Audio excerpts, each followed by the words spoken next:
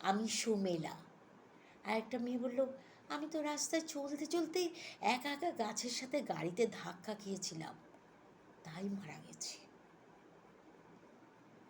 আমার নাম সুরভি। আরেকটা মেয়ে বলছে, আমি অন্তরা গো, অন্তরা।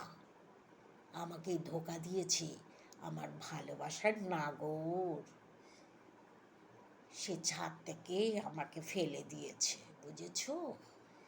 আমি তো কবেই মরে গেছি। 5 বছর হয়ে গেছে, জানো? 5 বছর হয়ে গেছে। আমি এখন রাস্তায় রাস্তায় ঘুরি।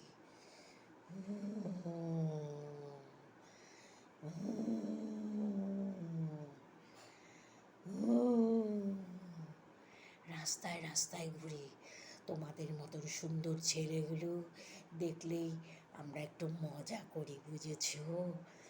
আমরা একটু মজা করি।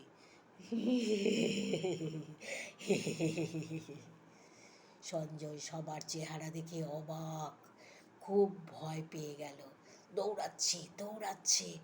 এবার সেন্স এসে গেছে। দৌড়াতে দৌড়াতে হাঁপিয়ে গিয়ে অজ্ঞান হয়ে পড়ল। ওরাই আবার জল ছিটিয়ে জ্ঞান ফেরালো। বাড়িতে এসে কোনো রকমে দৌড়াতে দৌড়াতে পৌঁছে গেল। ঘুম থেকে উঠে ভীষণ জ্বর উঠে গেল। বিছানায় প্রায় 1 মাস পড়েই রইল। শুধু ওই দুঃস্বপ্ন, রাতের ঘটনা কিছুতেই ভুলতে পারছিল না বেশ কয়েক বছর। যখন বিয়ের কথা বলে সঞ্জয়ের মা, তখন ওই ভূতনিদের চেহারা মনে পড়ে যায়। আর বিয়ে করার কথা স্বপ্নেও ভাবে না সুমন, স্বপ্নেও ভাবে না। পার্টিতে যাওয়ার কথা ভাবে না আর, পার্টিতে যাওয়ার কথা ভাবেই না আর।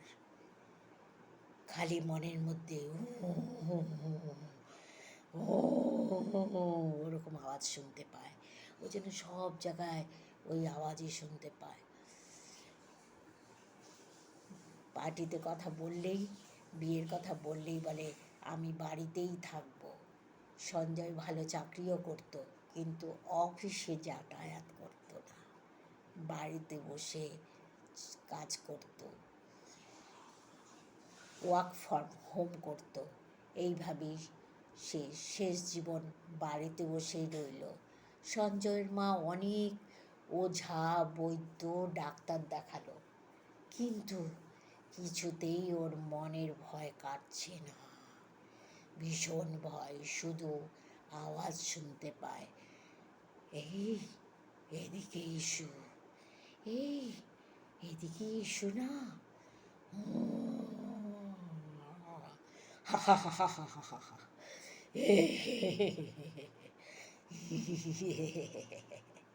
এইরকম শুধু আওয়াজ শুনতে পায়, কিছুতে।